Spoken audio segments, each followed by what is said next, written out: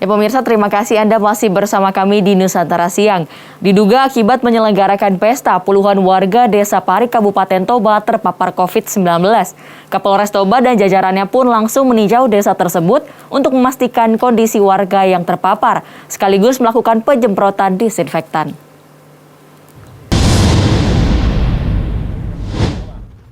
Setelah mendapatkan informasi mengenai puluhan warga Desa Parik, Kabupaten Toba terpapar COVID-19 usai mengadakan pesta, aparat Polres Kabupaten Toba langsung menuju lokasi. Petugas menyemprotkan disinfektan di desa tersebut dan langsung mensterilkan desa itu dari masyarakat luar. Menurut Kasubag Humas Polres Toba, Ibtu Bungaran Samosir, sebanyak 43 warga yang terpapar COVID di desa itu diduga akibat penyelenggaraan pesta dan mendatangkan warga dari luar desa. Agar tidak semakin menyebar, pihak kepolisian mengimbau masyarakat untuk tidak berinteraksi dengan masyarakat luar desa. Terkonfirmasi COVID-19 di kampung itu ada 43 orang.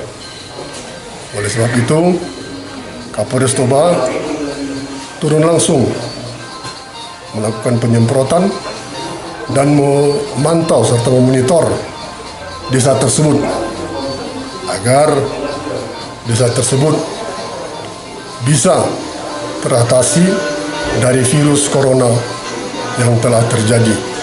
Kepada masyarakat, khususnya di Desa Parik, agar saling menjaga dan mematuhi prokes kesehatan, yaitu 5M. 43 warga terpapar COVID tersebut kini tengah ditangani petugas kesehatan setempat untuk pemeriksaan kesehatan lebih lanjut. Dari Kabupaten Toba, Sumatera Utara, kontributor Nusantara TV, Acon Sirait melaporkan. Pemirsa, banyak warga Kabupaten Toba yang terkonfirmasi positif COVID-19 dalam beberapa hari terakhir. Apakah ini yang menyebabkan Pemkab Toba akhirnya melakukan PPKM? Selengkapnya akan kami hadirkan dalam dialog Nusantara Siang.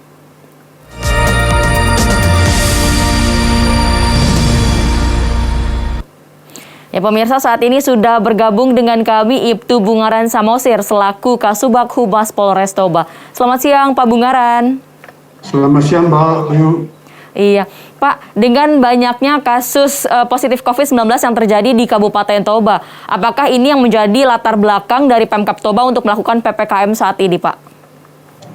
Benar, memang untuk menindaklanjuti program yang diluncurkan oleh pemerintah ke bawah di Kabupaten Toba ini, kami akan menindaklanjuti perintah tersebut untuk mengatasi virus corona di Kabupaten Toba. Sejauh ini sudah berapa banyak masyarakat Toba yang positif COVID-19 Pak? Untuk sementara ini kami dapat baca dari Dinas Kesehatan bahwasanya sampai saat ini berjumlah yang terkonfirmasi berjumlah 209 pasien COVID. Oke, apakah dari 209 pasien COVID tersebut ada yang menderita varian Delta, Pak? Untuk sementara belum ada dan masih virus biasa yang seperti yang lewat-lewat itu, Mbak. Itu. Oke, lalu bagaimana dengan ketersediaan tempat tidur di Rumah Sakit Kabupaten Toba, Pak? Apa masih hingga saat ini masih mencukupi atau memang sudah mulai menipis ketersediaannya? Sampai saat ini ketersediaan tempat tidur dan kamar-kamar di rumah sakit di Kabupaten Toba masih dapat menerima dan masih longgar di tempat-tempat rumah sakit ini, Mbak. Begitu, Pak. Oke. Ada berapa rumah sakit rujukan, Pak, di Kabupaten Toba untuk pasien positif COVID-19?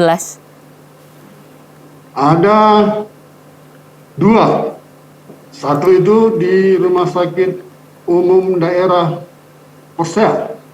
Dan satu lagi Rumah Sakit AKBP Balige. Untuk ketersediaan tempat tidur, Pak, awalnya disediakan berapa untuk para pasien COVID-19? Awalnya diperkirakan sekitar 15 tempat tidur dan 15 ruang. Demikian, Pak. Oke. Lalu sejak kapan PPKM, ini sekarang PPKM Mikro atau PPKM Darurat Pak yang ada di Kabupaten Toba? Ini Pak, ini kita melakukan PPKM Mikro di daerah Kabupaten Toba karena kita masih tergolong masih rendah variannya, makanya kita masih PPKM Mikro dan dimulai pada tanggal 12 Juli sampai sekarang ini Pak, sudah 4 hari berlangsung PPKM Mikronya. Di tiap kecamatan sudah kita mulai untuk penerapan PPKM tersebut. Oke, lalu sampai kapan Pak rencananya PPKM Mikro ini akan diberlakukan di Kabupaten Toba? Sampai nanti Pak Bupati membuat rujukan kembali. Nah, baru kita akan buat komitmen yang baru. Itu rencananya, Pak. Oke, lalu apakah pemberlakuan PPKM Mikro yang ada di Toba ini sama dengan yang dilakukan di Pulau Jawa dan Pulau Bali pada PPKM Mikro sebelumnya, Pak? Benar, Pak. Memang tindakan yang dilakukan oleh Polres Toba, termasuk gugus depan yang ada di Kabupaten Toba, kerjasama dengan Satpol PP dan instansi terkait, melakukan penyetopan dan pemeriksaan terhadap kendaraan yang melintas. Kalau tidak memenuhi prokes, kita akan kembalikan. Demikian, Pak. Lalu bagaimana dengan aktivitas dari masyarakat, Pak? Kan seperti kita ketahui bahwa Kabupaten Toba ini kan terkenal dengan pariwisatanya, Pak. Apakah kegiatan pariwisata turut dihentikan saat ini selama masa PPKM Mikro? Daerah pariwisata masih kita buka, namun pemeriksaan terhadap orang-orang yang datang kita akan lakukan dengan ketat untuk menjauhi klaster baru di daerah Kabupaten Toba. Demikian, Mbak. Lalu sanksi apa saja yang diberikan kepada para pelanggar prokes, Pak? Sanksinya sanksi administrasi dan fisik, gitu, Mbak. Oke. Lalu dengan kegiatan sekolah, Pak, karena kan seperti kita ketahui bahwa PPKM darurat ini kan diberlakukan di Pulau Jawa dan Bali, sehingga memaksa pembelajaran tatap muka di Pulau Jawa dan Bali ditunda. Apakah di Kabupaten Toba pembelajaran terhadap murid juga ditunda, Pak, tatap mukanya?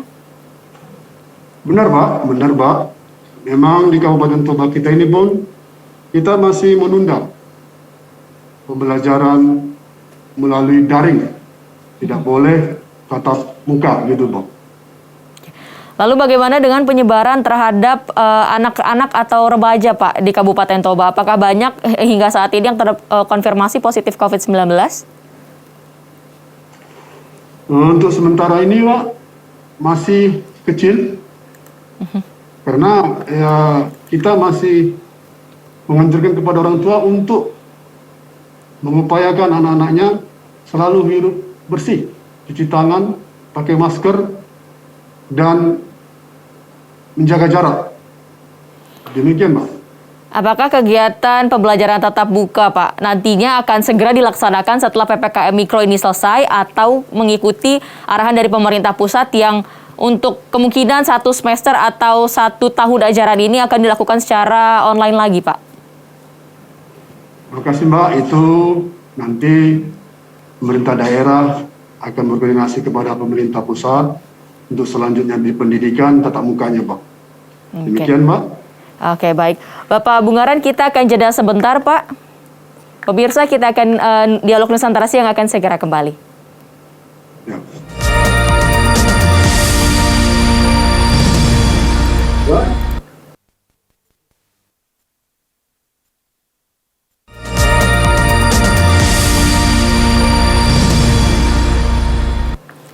Ya pemirsa, terima kasih Anda masih bersama kami dalam Dialog Nusantara Siang. Saat ini masih bergabung dengan kami Ibtu Bungaran Sabosir selaku Kasubag Humas Polres Toba. Selamat siang Pak Bungaran, kita lanjutkan lagi Pak dialog kita tadi. Untuk Selamat siang, Mbak. Untuk pembatasan PPKM Mikro ini Pak yang ada di Toba, adakah pembatasan jam malam untuk para warga? Baik, Mbak. Sesuai dengan surat edaran dari Pak Bupati, ya sampai pembatasan di malam hari masih kita lakukan sampai pukul 20.00 WIB. Semua pengusaha rumah makan dan pedagang kaki lima, makanan ringan yang di pinggir jalan, kita hanya beri waktu sampai dengan pukul 20.00 WIB, Pak. Oke. Lalu dengan sektor perkantoran Pak yang ada di Toba, apakah masuk yang WFH hanya 50% kah atau terbagi dalam sektor esensial dan kritikal atau seperti apa Pak? Kalau untuk perkantoran, Mbak, memang sesuai dengan program yang disampaikan ataupun aturan yang disampaikan oleh pemerintah pusat, ya kita memakai 50%. Oke. Itu untuk yang esensial dan kritikal, Pak. Lalu bagaimana dengan yang non-kritikal dan non-esensial, Pak? Apakah WFH 100% ataukah 25% atau seperti apa, Pak? Sesuai dengan surat edaran yang dikeluarkan oleh Pak Bupati, kita hanya berikan 25%, Pak. Oke, 25%. Oke, lalu dengan adanya PPKM Mikro di Kabupaten Toba ini, apakah Pemkab Toba dan Polri juga memberikan bantuan kepada masyarakat, Pak, selama masa PPKM ini? Benar, Pak. Kalau dari Kabupaten Toba yang telah melakukan PPKM Mikro ini, telah melakukan pemberian bantuan berupa sembako pada masyarakat dan memberikan himbauan juga kepada masyarakat, khususnya kepada pedagang, agar dapat maklum dengan peraturan yang dikeluarkan oleh Bupati Toba, agar kita terhindar dari penyakit virus corona tersebut. Oke, lalu Pak, pemberian bantuan yang diberikan oleh Pemkot Toba dan juga Polri ini menyasar kepada masyarakat yang terkena dampak COVID-19 kah atau ke seluruh warga, Pak? Yang terdampak virus corona, Bu, Mbak. Oke. Jadi Apakah seluruhnya kita nggak akan berikan, cuman ya kita akan mengimbau supaya lebih menjaga protokol kesehatan, gitu, Bu. Oke. Lalu sejauh ini Pak, setelah diberlakukannya PPKM Mikro sejak tanggal 12 Juli, apakah sudah ada penurunan kasus COVID-19 di Toba? Ya, kami lihat, Pak, dari 4 hari ini masih netral, masih sama, dan kami mengharapkan setelah 4 hari ini, mudah-mudahan kita dapat menekan, Bu. Demikian. Oke, lalu warga Toba sejauh ini apakah sudah mulai menerima vaksin, Pak? Karena kan kita mengingat bahwa Toba ini salah satu daya tariknya adalah pariwisata. Apakah sudah divaksin? Di Kabupaten Toba telah melakukan vaksin dan vaksin massal. Kemungkinan semua ini akan dapat, dan Pemprov Toba berusaha sampai ke pelosok-pelosok untuk menyalurkan vaksin tersebut, Mbak. Demikian. Berarti banyak warga Toba yang sudah menerima vaksin ya, Pak? Apakah sudah sampai vaksin dosis kedua sejauh ini? Sebagian sudah, Mbak, dosis 2, dan dosis 1 sudah seluruhnya. dan akan dilanjutkan dengan dosis kedua di Kecamatan Kemancan. Demikian, Mbak. Oke, lalu ditargetkan kapan nih Pak untuk seluruh dosis vaksin akan disuntikan kepada masyarakat pada bulan apa Pak? Akan selesai pada bulan apa? Kalau untuk yang sekarang ini kita akan upayakan sampai bulan Agustus mungkin selesai nih Pak. Oke, lalu apakah kan Kemenkes sebetulnya sudah bekerja sama dengan Polri dan TNI ya Pak untuk menyalurkan vaksin-vaksin ke seluruh penjuru Indonesia. Apakah dari Polri sendiri di Polres Toba juga ikut melakukan vaksinasi massal Pak untuk membantu menurunkan angka positif COVID-19 di Indonesia? Benar Pak, benar. Polri Polres Toba turut membantu dan mendorong percepatan vaksinasi ini di Kabupaten Toba. Apakah ada kegiatan vaksinasi massal yang digelar Pak oleh Polres Toba? Ada Mbak, di tanggal berapa tanggal? Di hari seminggu yang lewat, Pak. Itu seminggu yang lewat sudah ada. Kita lakukan vaksin massal. Dengan target berapa warga Pak yang disuntik vaksin COVID-19?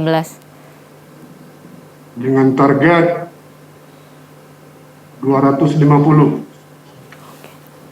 Vaksin jenis apa Pak yang banyak digunakan di Toba? Vaksin Sinovac. Berarti karena jarak antara dosis 1 dan dosis 2 dari Sinovac ini hanya 28 hari, berarti kemungkinan akan cepat ya Pak. Jadi seluruh warga Toba di akhir tahun sudah bisa mendapatkan full dosis, 2 dosis vaksin ya Pak? Benar Pak, benar sekali. Oke. Lalu terakhir, apa himbauan Anda bagi para warga Toba selama masa PPKM Mikro yang digelar di Toba Pak? Baik, pesan kami dari Polres Toba, khususnya Bapak Kapolres, kepada masyarakat Kabupaten Toba. Mari kita bersama-sama untuk dapat mengerti situasi sekarang, bahwasanya untuk mengalahkan virus COVID-19 ini, kita harus mentaati, menuruti peraturan yang dikeluarkan oleh pemerintah pusat, daerah, dan kabupaten, agar kita terlepas dan terhindar dari virus COVID-19 ini. Mudah-mudahan masyarakat Kabupaten Toba dalam keadaan sehat dapat menjalani hidup sehat dan jauh dari virus COVID-19. Terima kasih Mbak, demikian selamat siang. Oke, terima kasih banyak Bapak Ibtu Bungaran Sabosir selaku Kasubag Humas Polres Toba untuk dialognya hari ini Pak. Ya, terima kasih Mbak.